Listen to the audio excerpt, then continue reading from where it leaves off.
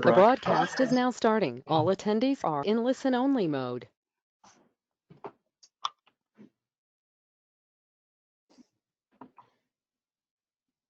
I'm watching the counter of attendees. Welcome, everyone.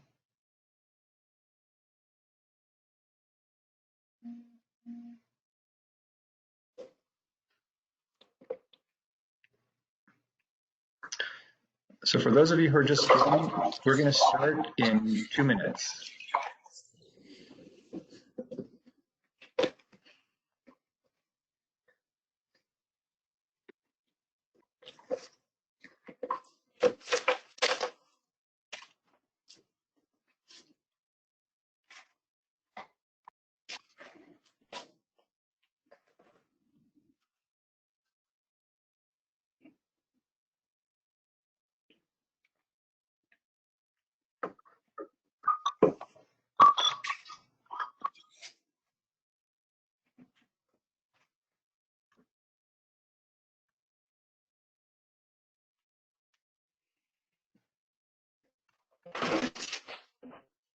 So this is Dave from Millman. I think I just got unmuted.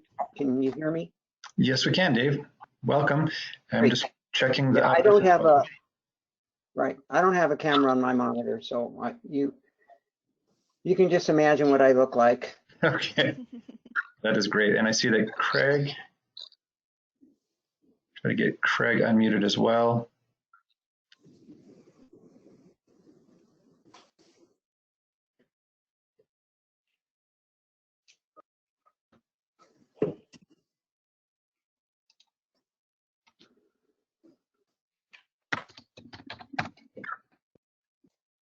Okay, well, it's 2 o'clock. We would like to welcome everyone to our special web conference.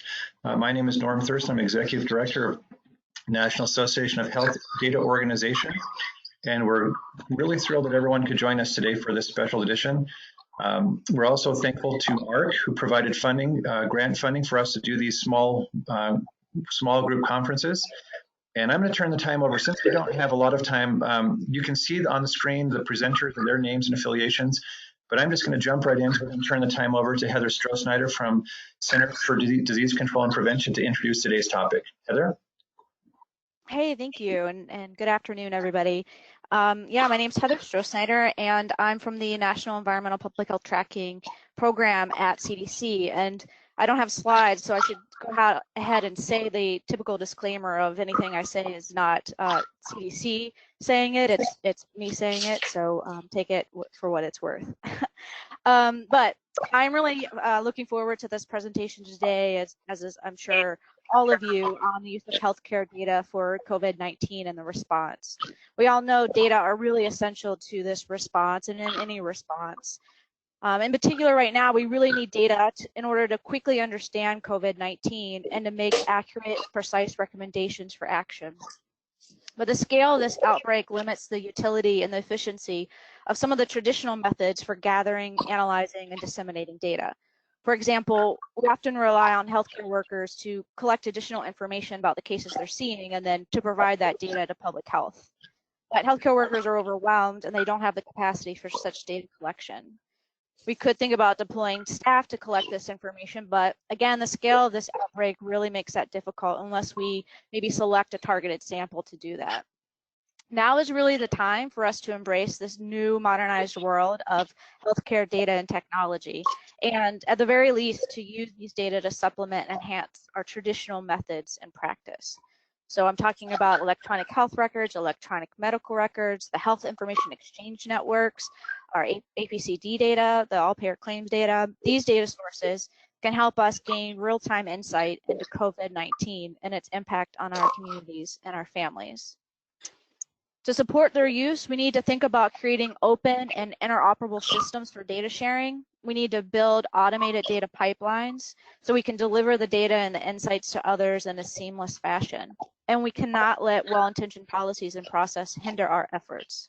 Now is really the time to step forward into this new modernized world and to leverage the power of healthcare data to advance our response. So thank you, and I look forward to hearing from the presenters today. All right, thank you, Heather. As the meeting proceeds, we are going to have time for our various panels to answer questions. If you have a question, you're an attendee, we'd like to have you submit that through the questions function, and Charles will be monitoring that. If you can't figure out how to do that, you can put it also in the chat and he'll move it over. So let's go ahead and turn the time over to Pam Owens from the Agency for Healthcare Research and Quality. Pam? Thank you very much, Norm, and thank you, Heather. Thank you for inviting the Agency for Healthcare Research and Quality to speak about using hospital discharge data to inform the response to the COVID crisis. First, just to level the playing field, I wanted to give everyone a little background on the hospital discharge data in the Healthcare Cost and Utilization Project, or HCUP. ARC works in partnership with many of you as the state data partners to standardize and uniformly format the hospital data that is collected by the state. So thank you for those of you on the call that are our HCUP partners that are working really hard to get the data. HCUP has the universe of hospital discharge data from community non-rehabilitation hospitals in 47 states and the District of Columbia, as well as emergency department data from 40 states and the District of Columbia. The data includes all of the clinical and resource information typically found on a hospital discharge abstract and includes some geographical indicators for the hospital and patient residents.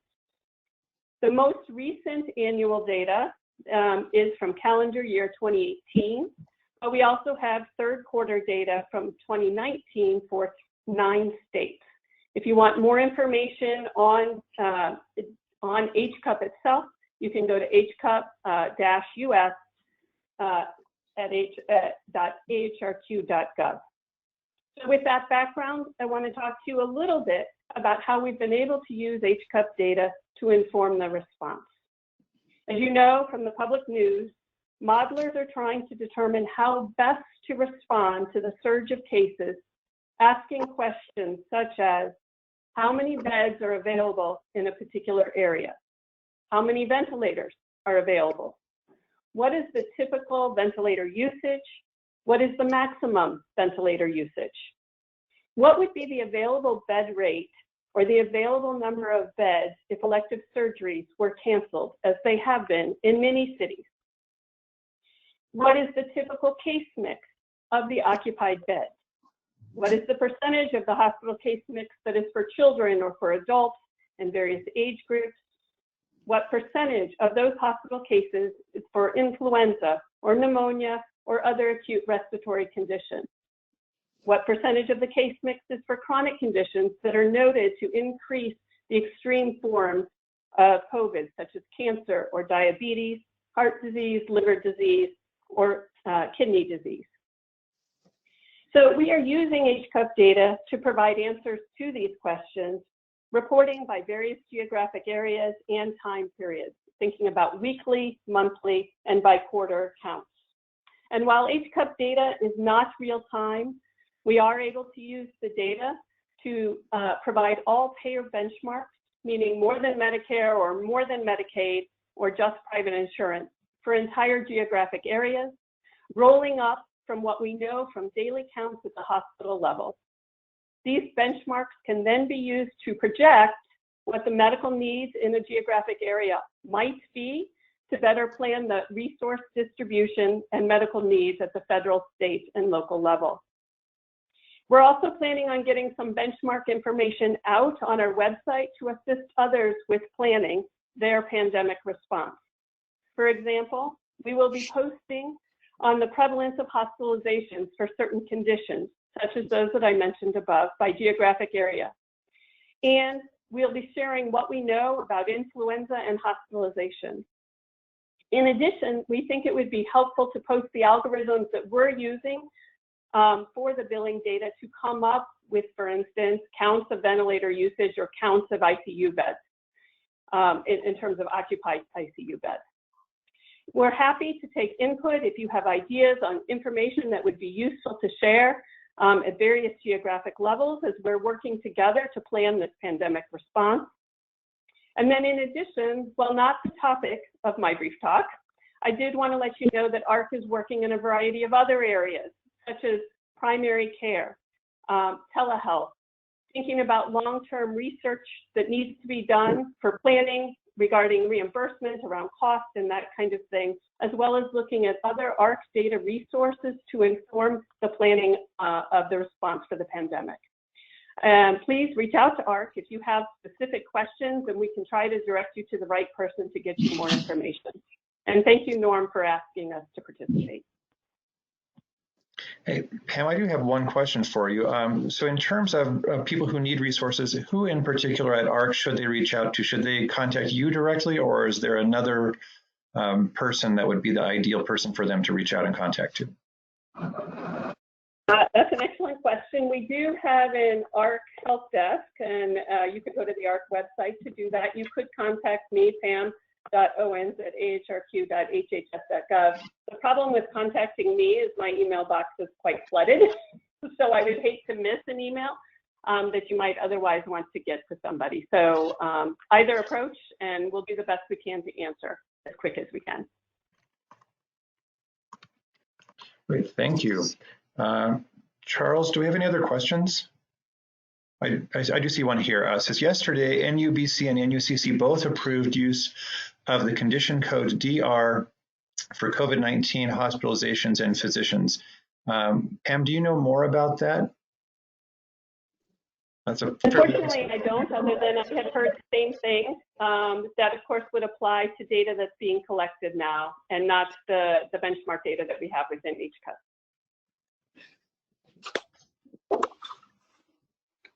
All right, I don't see any other questions, but that doesn't mean there aren't any. We may come back to you. So we're going to go ahead then. I'm going to turn the time over to John Friedman. Let me just make you the presenter, John. And when you're ready, you can go ahead and share your screen with us.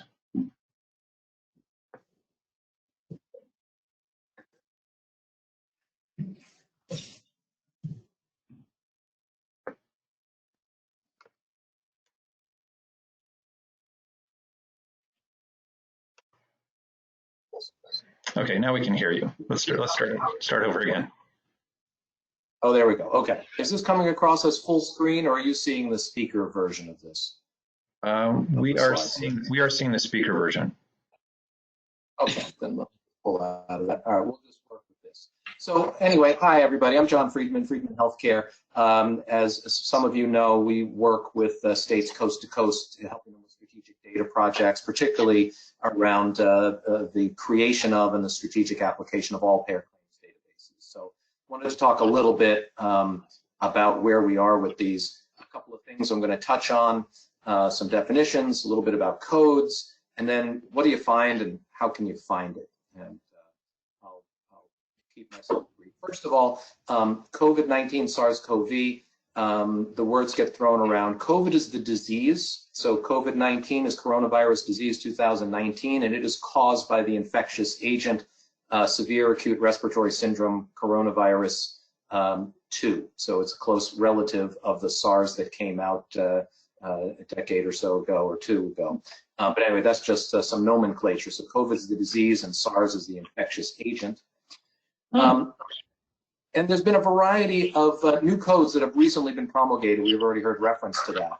So Medicare has put out some new procedure codes that are going to be allowed. So AMA there's a new RNA test to use the RNA test specifically for this agent 87635, and then a couple of temporary codes, these U codes that have been put out for the CDC's test using polymerase chain reaction, and one if it's not done by the CDC.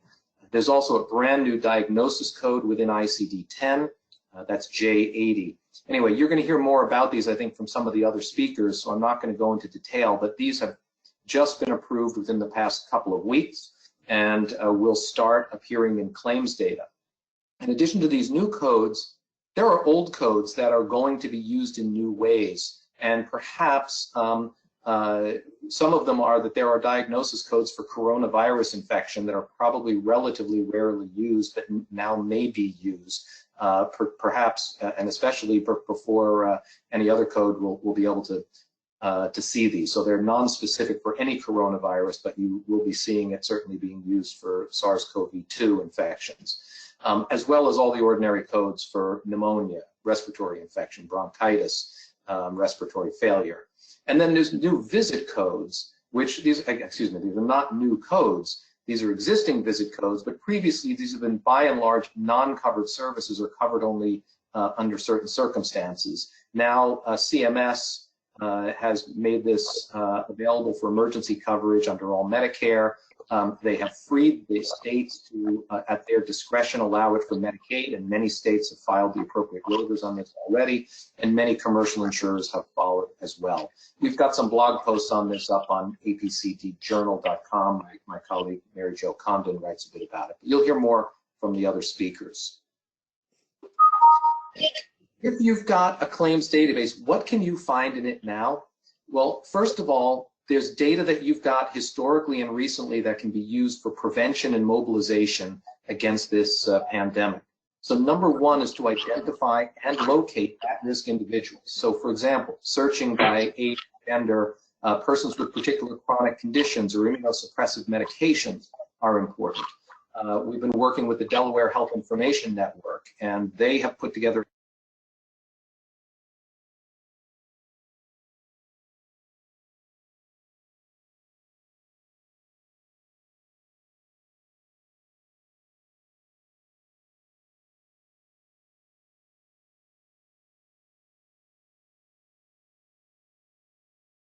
We lost you for a second.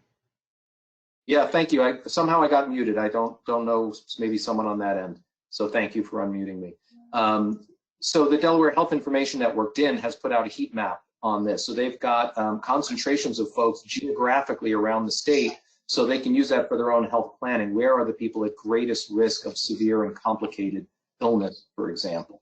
It also can be used to map newly reported cases. You can overlay this map of at-risk individuals with public health reporting, so you can see where the hotspots are.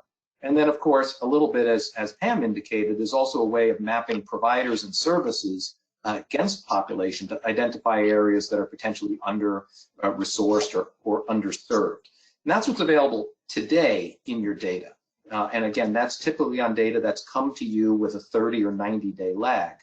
But in the near future, different states may receive this data on a monthly basis, others on a quarterly basis, but soon, upon your next refresh, you're going to start being able to see immediate care services showing up in there. You're going to start being able to see testing. You're going to start seeing the diagnostic codes in there. You're going to start seeing the volume of testing, and you're going to be able to see changes in prescribing patterns, hospitalization, and everything else. That will enable you to infer a lot of community impacts, not only directly about COVID, but other things. What's going on with behavioral health? What's going on with anxiolytics and antidepressant medications?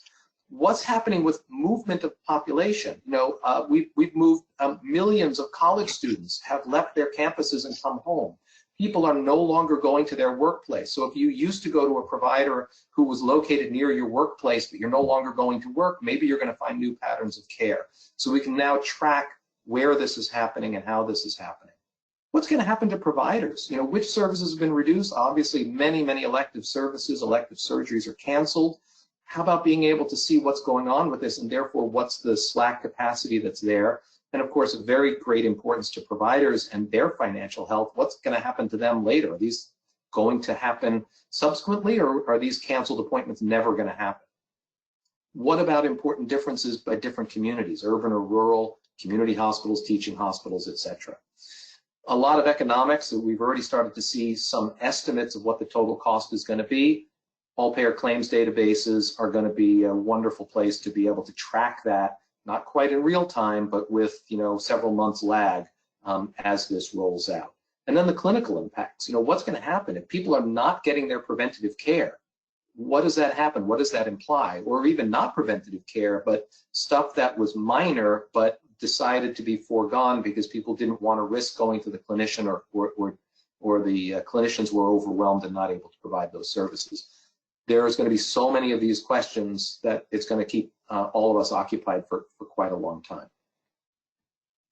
Some future directions to think about. There's going to be more things we're going to look at later, some bigger picture things. What is this doing to overall What happens to alternative payment methods? What's happening to incentive programs around preventive care when people can't come in to get a mammogram, a pap smear, a colonoscopy?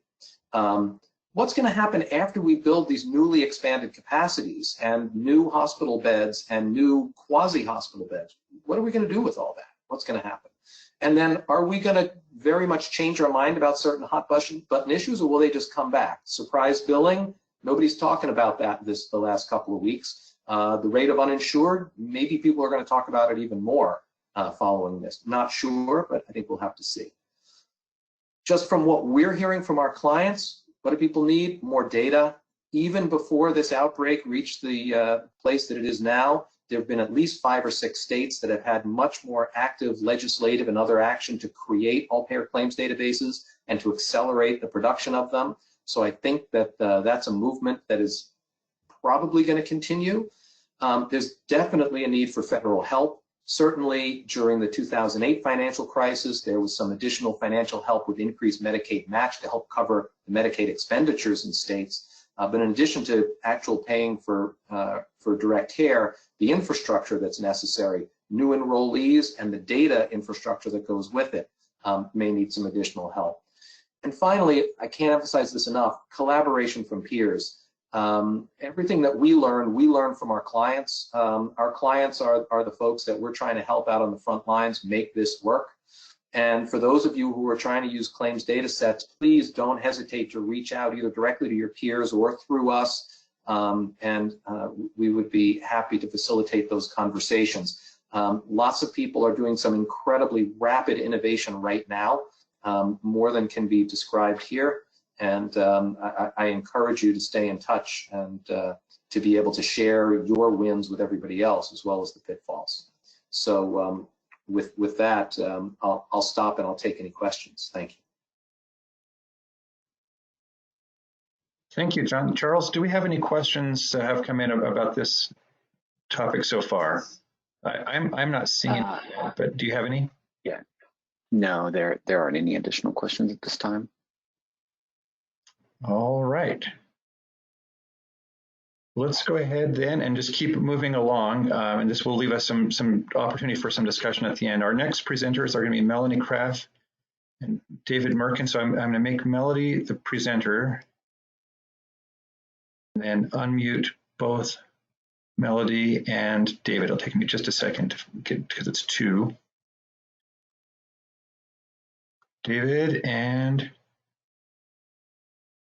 Melody, you may have to do something on your end to unmute yourself. You want to take a look at that? Mike, there we go. Okay. Thank you. All right, how's that? Can you see my screen? Well, not yet. Yes, very good. Thank you. You can see a large screen? Yeah, we can see your screen and we can hear you just fine. So go ahead. Perfect. All right, well, good afternoon. My name is Dr. Melody Kraft, Director of Strategic Analytic Services and Research at Milliman MedInsight. I'm here to make a small but hopefully pragmatic contribution to this discussion. I'll be presenting the work of the team of analysts, developers, and clinicians at MedInsight, and I'll be joined later by Dr. David Merkin, our Chief Medical Officer.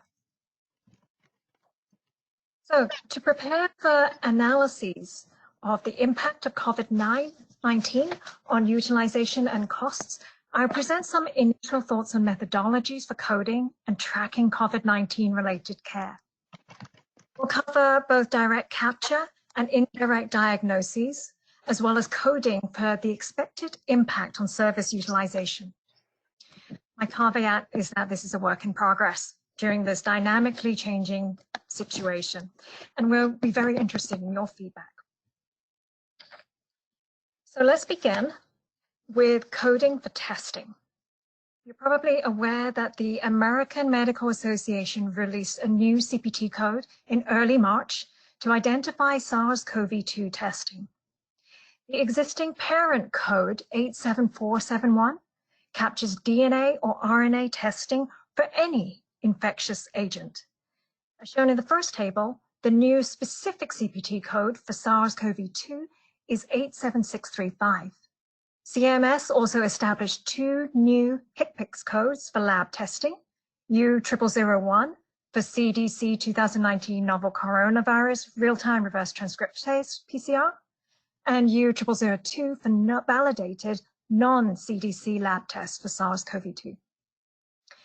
I, of course, will say negative test results mean only that the level of SARS-CoV-2 RNA in the sample was not above the limit of detection. We are aware that false negatives can occur, potentially due to low viral load at an early stage of disease, low amounts of virus in the nose and throats for some patients, and technical issues in collection, handling, and shipping, etc. The WHO advises that a negative result does not rule out or exclude the possibility of COVID-19. Soon, we'll be able to track COVID-19 prevalence directly. The CDC released a new specific ICD-10 code for COVID-19 to be used starting April 1. Until then, the CDC has recommended 2 existing codes, B9729 for coronavirus in conjunction with code for the reason for the encounter, such as pneumonia or acute bronchitis, and J1281 for pneumonia due to SARS-associated coronavirus. The table at the bottom are the codes that are not for COVID-19. These refer to previous outbreaks of other coronaviruses and SARS. Since testing has been relatively selective and the new diagnostic codes for COVID-19 are not yet in widespread use, we suggest looking for indirect diagnoses that may be associated with COVID-19.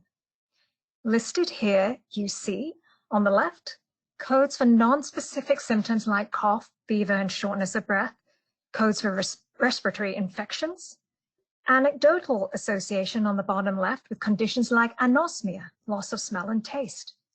In the top right, you see codes for respiratory failure, and at the bottom right, acute cardiac injury, acute kidney failure, and septic shock or severe sepsis, many of the causes of morbidity and mortality with COVID-19. In other words, these indirect diagnoses are important. In addition, we suggest it is also worth considering other pneumonia diagnoses using a historical look back to help estimate the total anticipated resource utilization. What you see here is a partial list of pneumonia ICD-10 codes. We propose the following to track services that may increase or decrease in utilization as communities adapt to social distancing, self-quarantine, and the likely reduced availability of healthcare providers, whether that's due to excess demand or due to exposure and sickness among our frontline healthcare workers. You see in this table, we considered hospital inpatient, outpatient, critical care, ventilator management, emergency care, communication-based technology, such as telephone or online services, and finally, telehealth services. Note, as of March 6th, Congress passed the Coronavirus Preparedness and Response Supplemental Appropriations Act, which allows qualified providers to bill Medicare fee-for-service for telehealth services provided in any healthcare facility or in their home, thus waiving the originating site requirement during the current coronavirus emergency. To monitor ICU capacity, we list the following revenue codes to capture the major categories of intensive care. And in the lower tables, we've provided HCPCS codes for in-facility ventilators. We know that the severity of COVID-19 poses great strain on critical care resources in hospitals, especially if they are not adequately staffed or resourced. On March 15th, the CMS published guidance to manage elective procedures, to conserve critical resources such as ventilators and personal protective equipment, PPE, and limit the potential exposure of patients and staff to the COVID-2 virus. Shown here in these tables with the relevant CPT codes.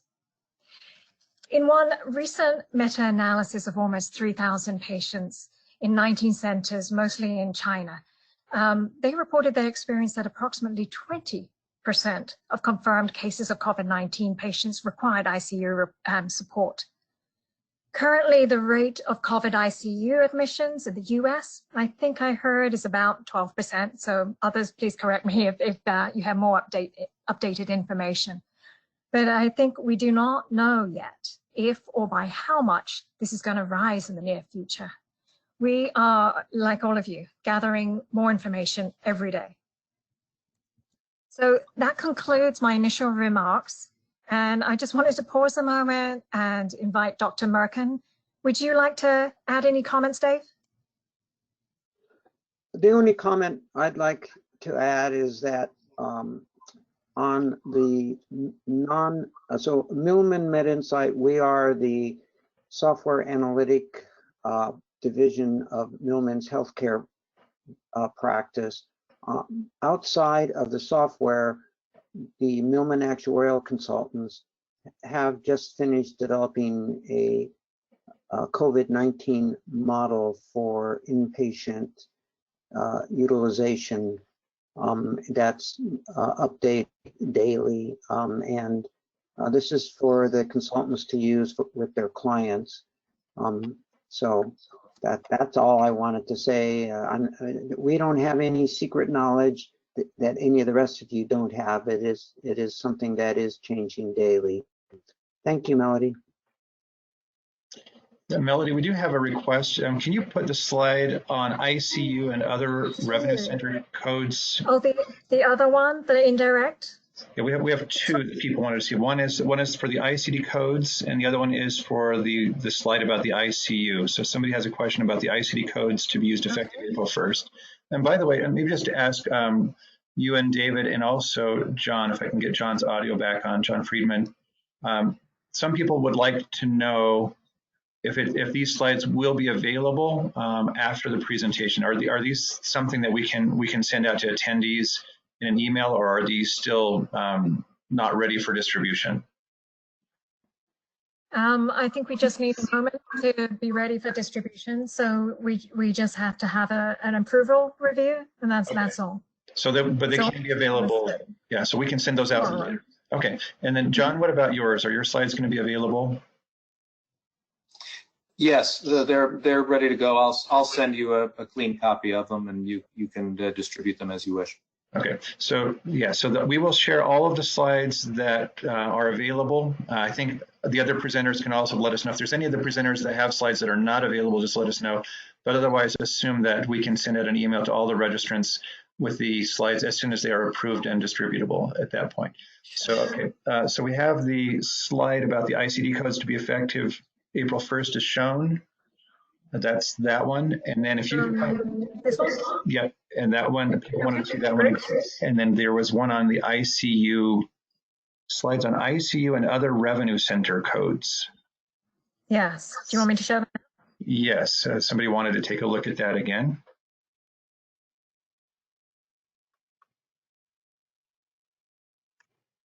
There it is. There it is. I do have one, this has been fascinating kind of to see how these pieces are fitting together, because you are all working on different parts of it so far. But from your perspective, what you're working on, would you say that your focus is more on just providing clean data, or do you have a specific kind of use case that you're preparing for? We have been responding to requests. So I think people are just beginning to get their arms around utilization. So I think sometimes requests are trying to project financial impact, and other times it is literally it's urgent planning for capacity, how to free up that capacity. So we haven't conducted the analyses yet. This is really the preparation to be able to run those. Great, thank you. Charles, are there any other questions from Drs. Kraft and Merkin? Those are the only ones that I've seen. Okay, I'm going to go ahead and unmute. Thank you, doctors. And we're going to unmute Craig Schneider and get ready to turn over the screen to Craig. It'll take just a second, hopefully. There we go. Okay, Craig, I think we can see the slides. We can see the slides. Yes, we can. Thank you. Great. Okay, thanks very much for the opportunity to speak today about Impact International and our health division. I really appreciate the content from the other panelists, really helpful. I think our approach is going to be sort of a toolbox of a variety of our expertise that could help the various health data organizations solve the problems that you're trying to address. So kind of very quickly, because, conscious of the time, walk through the following things. People might not be familiar with Impact, and talk about the services that we can offer to support health data organizations, give some relevant examples of project experience, like I said, very briefly, and think about some use cases that are relevant to the current crisis. So our company's about 20 years old, and we offer policy experts across not just healthcare, but the other social determinants of health categories such as housing, nutrition, education, and workforce. And I'm going to talk a little bit about workforce because, during the crisis, that's a particular area of interest and concern, and that might not necessarily be housed within our kind of standard health data sets that we look at. And we also offer expertise in epidemiology, pharmacy, geocoding, and analytics that could be helpful to your organizations. So generally what we and our competitors in this industry kind of made our reputation on is conducting evaluation research for primarily federal, but also state government clients. But we broadened beyond evaluation research to also offer insights on technical assistance and program implementation, strategy and change management, how to conduct quality improvement projects, performing surveys and analyzing the results, and engaging stakeholders across the healthcare industry. And I mentioned that we have analytics capabilities, so we can apply these expertise to problems, and our solutions would include artificial intelligence and machine learning, natural language processing, data simulation, data visualization. We have several people who are expert in human-centered design principles, and we can develop data products and tools as needed. So just a few examples of projects that highlight this kind of expertise and experience. Right now, we're working with the Agency for Healthcare Research and Quality in creating a synthetic health database. And what this synthetic database can do is enable researchers to identify opportunities for improvement in the healthcare system. And it's populated by both public and commercial insurance claims. And in developing this, we actually conducted an environmental scan that included all payer claims database use cases that could be useful to the synthetic data. And our team believes that a similar methodology could be applied to review COVID-19 resources. And another example, I think most of the discussion so far has been on healthcare, appropriately and understandably. But this is a really important example of why we need to think about social determinants of health, because there are enormous impacts of the virus crisis on housing, nutrition, education services. And one of the things we did is develop a social determinants of health dashboard action tool. And you can see on the screen that just 3 of the applications are in studying outcomes, drilling down on how it affects particular communities, and comparing how communities are addressing the situation, again, across those various fields of interest of housing and nutrition and other social determinant services.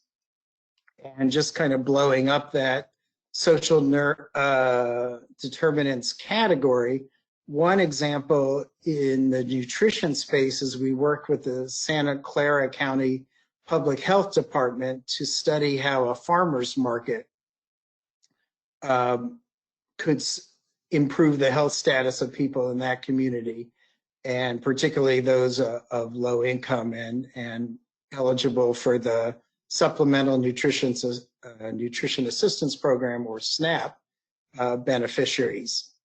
And so we conducted formative research that helped them inform its promotional campaign and then evaluated the outcomes. And we found that this program did increase awareness and increase the use of electronic benefits transfers at these farmers markets.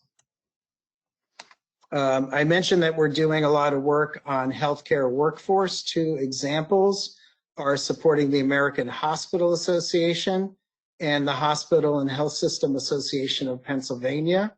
One of our subsidiaries is called Mayor and brings extensive expertise in workforce development. So if that's an area that people want to study during the coronavirus crisis, then our team is happy to assist with that.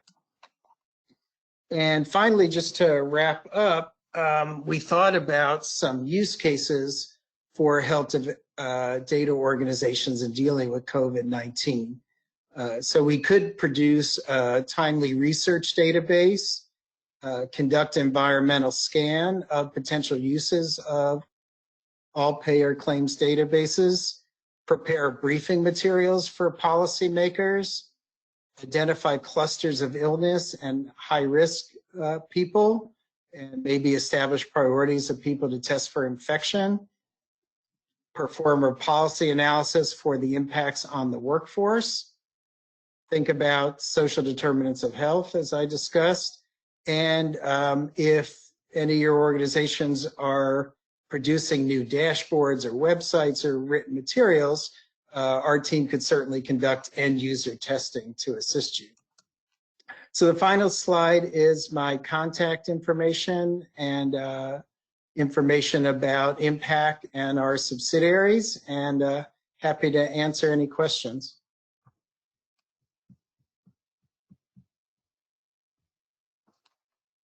Charles, do we have any questions? No, we don't have any questions at this time. Okay. Well, let's go ahead and keep rolling along then. Our next presenters are Amy Kinner and Jesse Drummond from OnPoint. Just get this up here one second. And I'm not sure, Amy and Jesse, who am I turning over to making presenter? Is it? Jesse's going to do the presentation. Okay. I'll give a little background. So can you share your screen? I am going to let Jesse share his screen. Is that going to work for you, Jesse? Jesse's awfully quiet. Let's see if we can get him unmuted. There we go. Now we can. All right. All right. Can folks see my screen? Yes. Okay, great. I'm going to start. Yeah, Amy, go ahead and start. So just to start, I'm Amy Kinner. I manage the health analytics team at OnPoint Health Data, and Jesse is our senior health data analyst and a data visualization expert. And we're going to talk to you about a framework that we've started developing to provide some insight into vulnerable populations that may be relevant around COVID-19 response. And we are using the all payer claims database. Next slide.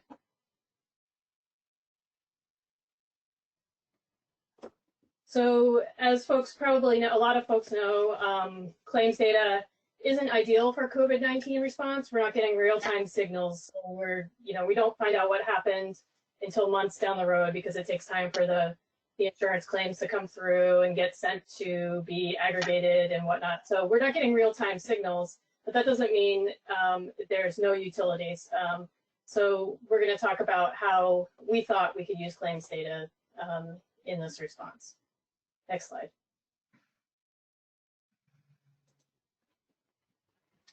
So in the last few weeks, I think the CDC and the World Health Organization have started trying to figure out who's most vulnerable in a COVID world. And they came up with last week discussions of older adults and people with serious medical conditions, heart disease, diabetes, lung disease, high blood pressure, and cancer.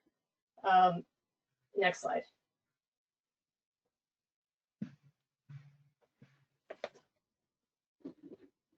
But of course, this is evolving. So as time goes on, we're seeing actually, when you look at, this is hospitalization and ICU data from COVID, and also mortality released based on February 12th through March 16th in the United States. And you can see from the slide that, yes, it is the older population, but there's also a lot of younger folks who are being impacted by this. So any framework we do right now to determine our population of concern, we have to be very flexible and know that we don't know everything yet and everything's changing. So as we put this together, I just want to keep that in mind, that it's not a perfect definition that we have right now, and the data we're showing you isn't perfect, but it's the best we had at this point, and it's still evolving. So if you go to the next slide, I can show you some data that I pulled this morning from New York City,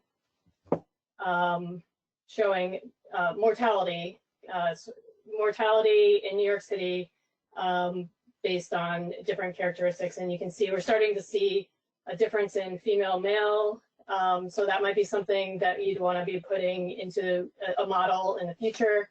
And then we're also seeing that it's not just old people who are dying. It tends to be older adults, but there are other adults in the younger populations that are also dying and getting hospitalized. And then you can also see that one thing that seems pretty clear is that 95% of these people had underlying illness and things like diabetes, lung disease, cancer, heart disease. So I think that it is appropriate to start looking at people with chronic conditions. Next slide, please. So what we had to work with is we've been doing a project with Dolores at IHA, Integrated Healthcare Association out in California, funded by the Gordon and Betty Moore Foundation, and we collaborated with some researchers at Duke, and they gave us definitions of chronic serious illness based on CMS's chronic condition warehouse. So we already had this data for Medicare and commercial. Most commercial payers in the state submit to IHA for their analyses, and we had it by geography. So we thought, well, we could quickly start looking at this and see if there's anything we could provide that might be useful. And I think we're starting to get there. So if you show the next slide. What we did is we developed a preliminary definition of at-risk. And as I said before, we have to be flexible. We have to realize that things are going to change. We'd love to work with folks in the states or kind of continue to hone in on this definition. But we took from our data people with these specific chronic conditions that seem to be related to serious illness from COVID.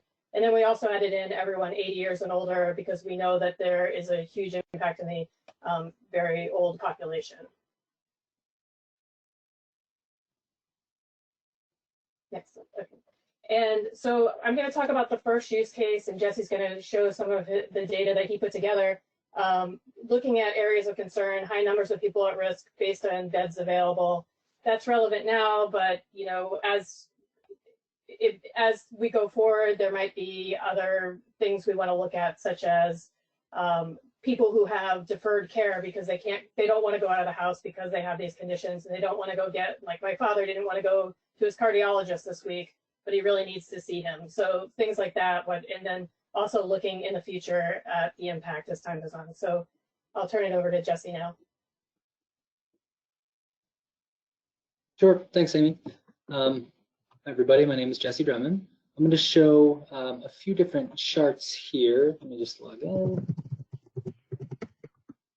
All right, so we wanted to show a few ways that we've begun to aggregate and visualize the data that Amy just described, along with some other publicly available data that we were able to pull down in ways that we hope might be helpful in planning a response to the pandemic. So what you're seeing here are two maps of California at the zip code level. And the zip codes are shaded based on the number of people who live in them that meet the criteria for high risk that Amy just described. They're also shaded based on whether the proportion or the number of those folks who we think might need some sort of hospital intervention. We have this for two different scenarios. So this map on the left shows a scenario where 40% of those folks are infected. And then on the right, where 70% of them are infected. Our assumption we built in here is that about half of the folks who are infected would need some sort of hospital intervention, again, based on the fact that this is a high-risk group.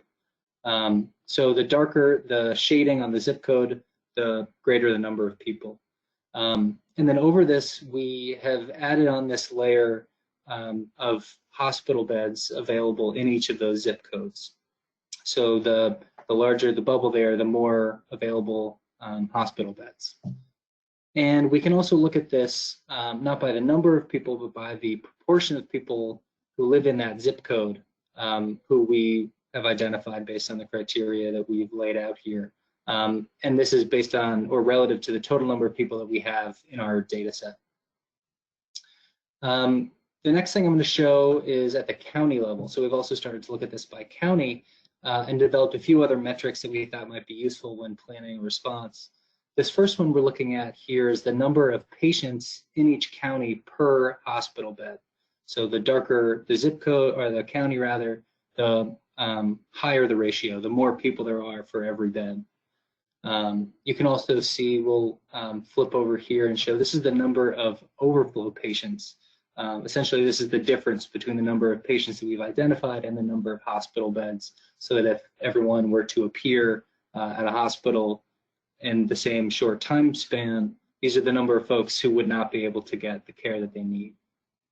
And finally, we also have just a big chart here that shows all of these metrics listed so that you could do some analysis and try to prioritize whether you wanted to identify counties where the highest people per bed ratio or the counties with the highest number of folks who might not get the care that they need.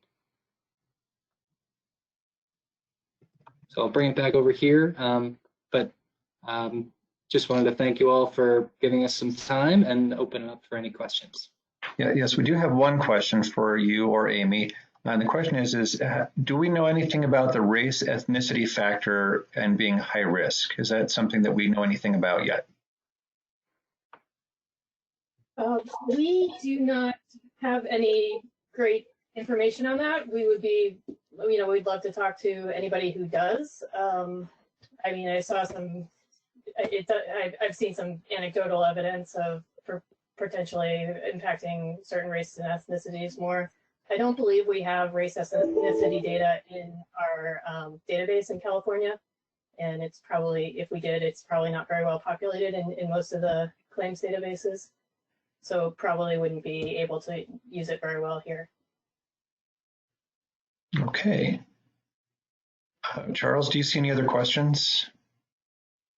No, I don't. All right. By the way, it looks like we're going to use up almost all of our time, but we should have a few minutes at the end for one or two kind of group questions. So if anybody has a question for the whole group, please send it through the chat.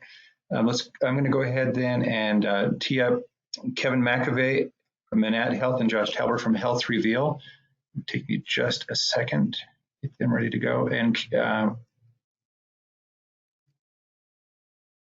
And Kevin or Josh, do I need to make one of you the presenter? Do either of you have anything to put on the screen?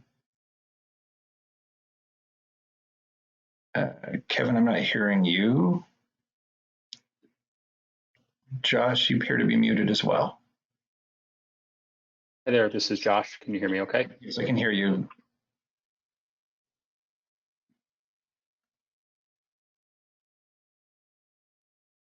I still can't. I think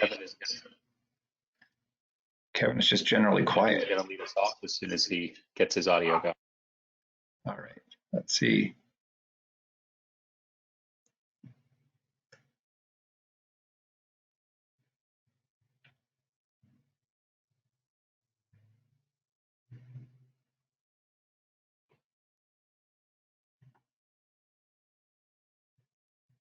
Try one more time. Okay, there we go, Kevin.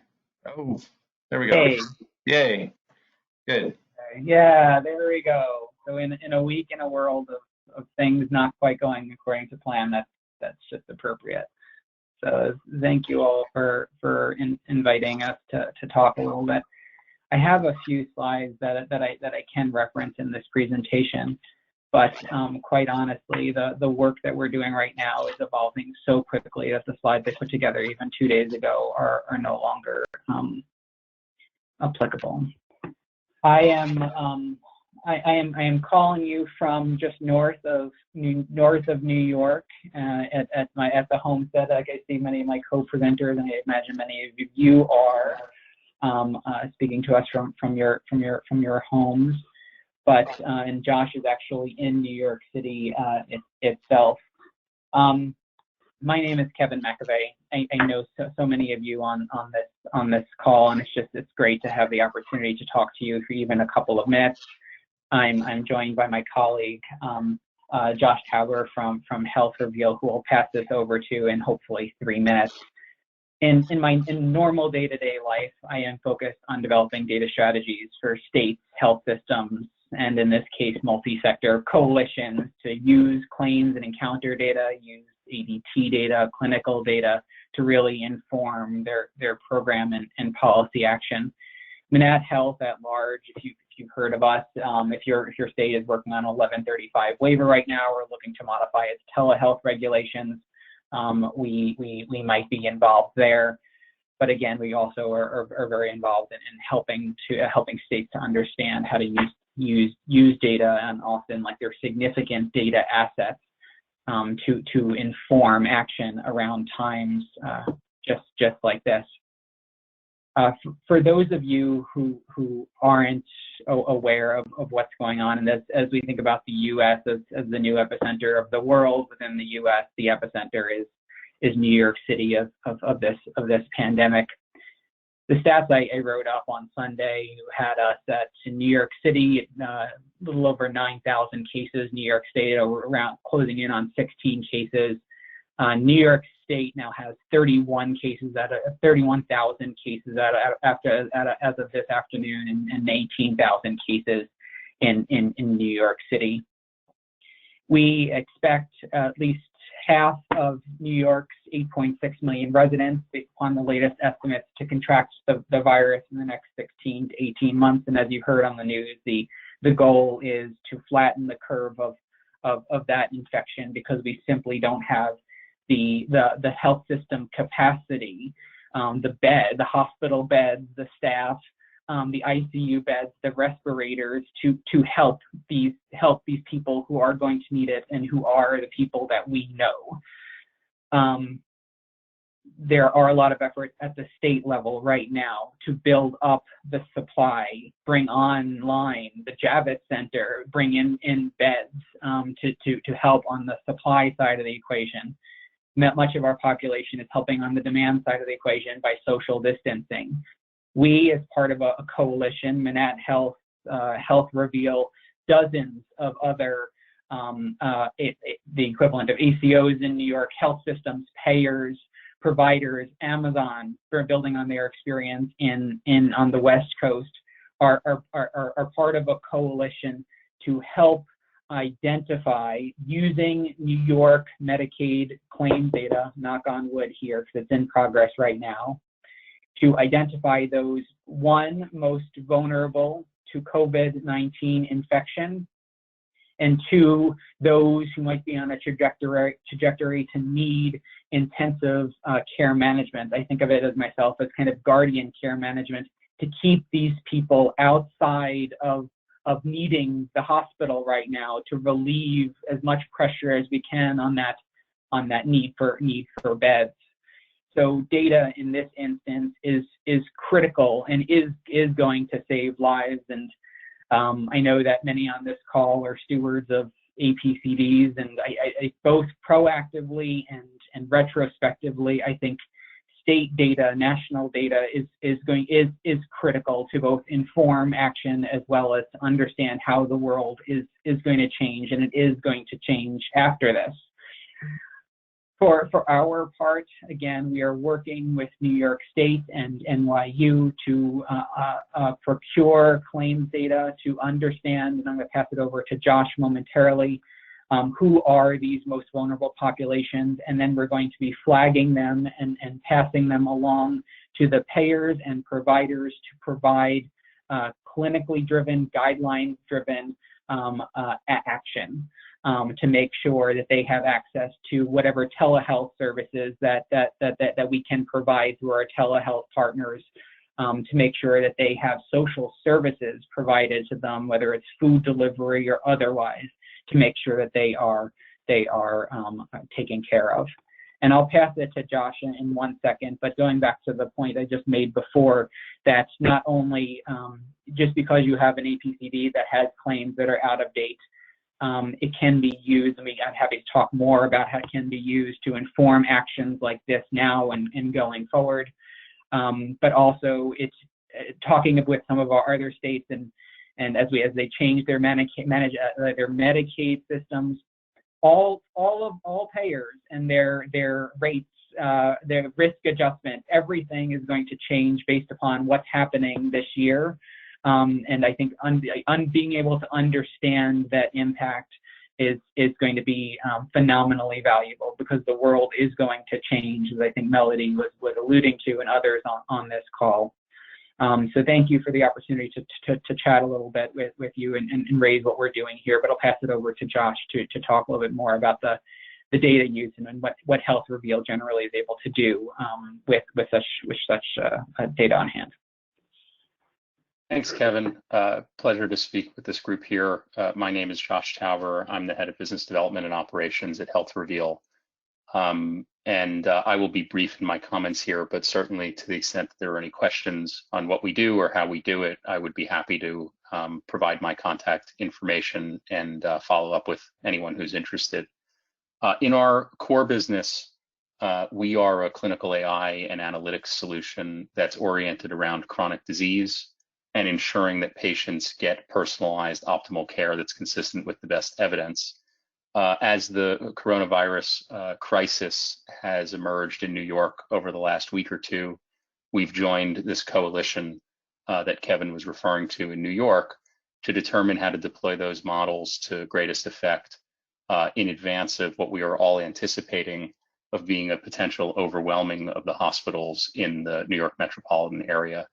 And so our orientation is to access the sorts of data sets that Kevin was describing, whether they be commercial payer data sets or the one that we're sort of heads down on at the moment, the statewide Medicaid data set, in collaboration with the State Department of Health and many others. Access those data sets to identify which patients have the greatest likelihood of morbidity or mortality associated with coronavirus infection.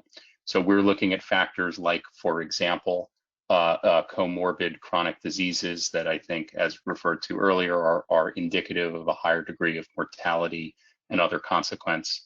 We're also looking at, again, with an eye to sort of our core capabilities, patients who may not be on guideline-directed care for their chronic disease, and not only those who may have a consequence of COVID infection, but who may simply provide a strain and what some are calling sort of quote unquote, the potential for collateral damage on the hospital system for other sorts of chronic disease consequences, such as strokes and heart attacks and other sorts of outcomes for which there won't be available intensive care at the hospital. And so we are accessing those data. We're running them through our various models and essentially producing two things. We're producing a risk stratification a report of prioritized individuals to direct educational, medical, and social services to. So for example, you can think of things like individuals who may be socially isolating, have some initial symptoms and don't know whether to seek care at the ED or not. We want to provide those folks with educational resources, prioritizing, again, those at greatest risk to ensure that they stay home until they do, in fact, need to go to the hospital. In a different example, we can deploy telehealth services, food assistance, prescription delivery, other sorts of support that ensure that these highest risk individuals are able to understand what it is that they need to be doing, the importance of what they need to be doing, and have the ability to stay home so that they're still able to continue taking their medications and having food and so on and so forth. The second thing we're doing is providing explicit care recommendations associated with chronic disease, which again, without going into the detail of everything that we do, is sort of core to our company's mission at Health Reveal. And so to the extent that we can ensure that patients with diabetes or patients with coronary disease or heart failure stay on their guideline-directed medications, continue taking their statins, continue taking their ACEs, so on and so forth, it's our hope that we can lessen the impact of some of this so-called collateral damage as the hospitals are overwhelmed with coronavirus cases. So at a high summary level, that is what we're doing. The coalition in New York is highly varied. There are policy folks, there are government agencies, there are payers, providers, companies like ours providing analytics. And our hope is that providing some of those risk stratification reports and providing some of those care recommendations will help deploy those scarce resources to those who are at the greatest risk of landing in our hospitals, and hopefully help us smooth the curve as we've all sort of talked about here. So again, I know that's very brief. Happy to follow up with anyone who's interested. And thanks, Kevin and the group for inviting us here. We do have one question for you. Somebody has asked if you can give a little more information about how they could get involved with the coalition.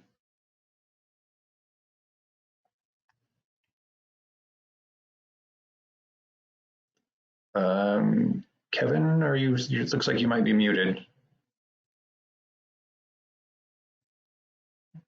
Still muted. Yeah, so the answer is if you call Kevin, he will be happy to talk to you about that. And I think, yeah, there we go. Now we can hear you. Yeah, feel free to drop me an email at kmcabay@manat.com. I apologize, it takes me like a little bit to get back to you, but we're looking for all the help we can get. Yeah, and I do think that, I'm imagining that many of our participants today might want to reach out to different of our panelists. And so what we would like to do is, if it's okay with everybody, have you give us your contact information. We'll send an email later this evening or earlier tomorrow of how you can get in touch with any of the panelists so you can get more information from them. Now, we do have about 8 minutes left, and I'm going to try something. I don't know if this is going to work, but we're going to give it a shot anyway, and just go back through the cycle and give everybody 30 seconds to recap or add one more thought that you thought. I'm going to start with Heather. Heather, if you're still available, some of the people there, so it looks like she is. Okay, so Heather, you be first, and then we're just going to go through the cycle and give you 30 seconds to kind of give a concluding thought, but it's got to be 30 seconds. All right. These talks have really emphasized the importance of a variety of data sources to help us make sense of this, whether it's understanding all the details of COVID-19 as we're seeing it right now, and then understanding it in the context of what we've known before and the resources we have and our population. So all of these data sets and sources are needed to be able to do that. Thank you. Pam, go ahead. I just also, I agree with what you said, Heather. I think the other thing is the more that we can coordinate so that we're not duplicating efforts and sharing what we have to the extent possible would be extremely useful. Okay, John, go ahead.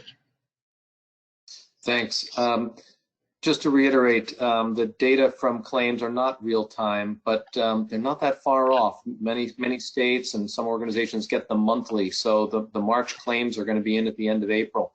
And so it's going to be a good way to be able to track.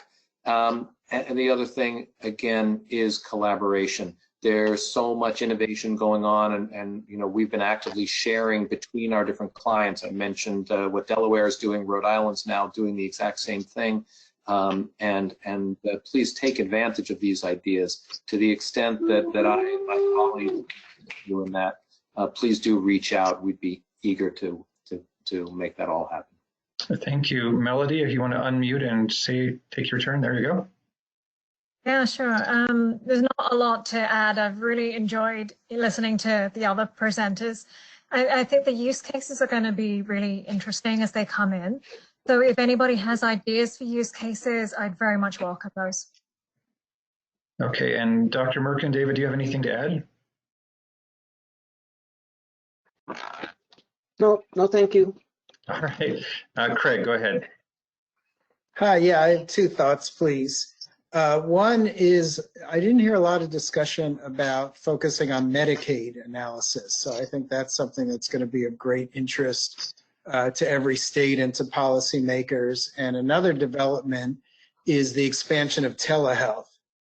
And one of the projects I'm actually working on is supporting ambulance companies, as Medicare rules currently require, prior to a few days ago, require beneficiaries to be taken to a hospital. And this particular model is looking at could beneficiaries be taken to subacute locations or even treated in place. So I think telehealth and these alternative kinds of treatment are going to greatly expand under the virus circumstances. Okay, Amy, you can take yourself off of mute. Nope, hang on. I think you might have to do something on your computer. There we go. Go ahead. Can you hear me now? Yes. Hi.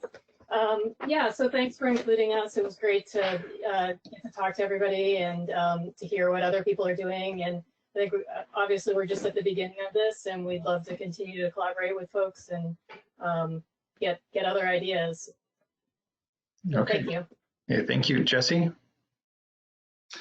Yeah, I would just echo what a few other panelists have said, that I think now is a time for transparency and collaboration, and we are ready to get involved in any way that we can, and would urge others to do the same. So thank you for having us. Okay, and Kevin.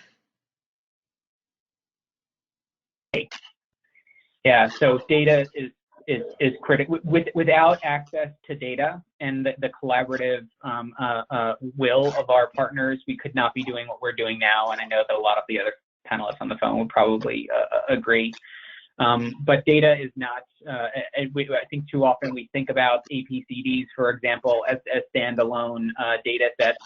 The world ahead needs us to bring these different data assets together to actually inform meaningful action. So that's my plug for going forward. Very good. And Josh, if you want to take yourself off mute, go ahead.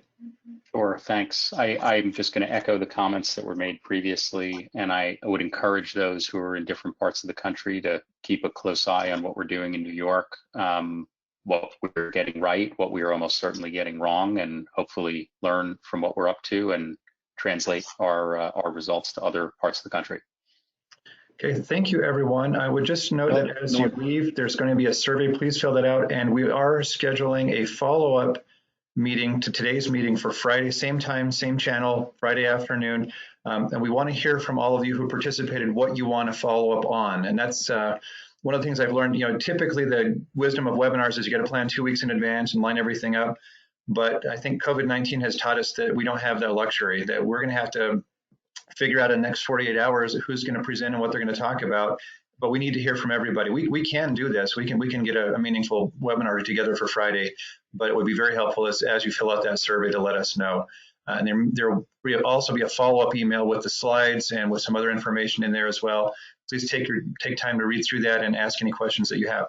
With that, I'm going to conclude today's special edition from the NAHDO webinar and wish you all a safe and happy week. And by the way, just so everybody knows, I only have 1 day left on my 14-day quarantine, so I'm almost done. So it's not that bad. Thank you, everyone. Thanks very much, Norm.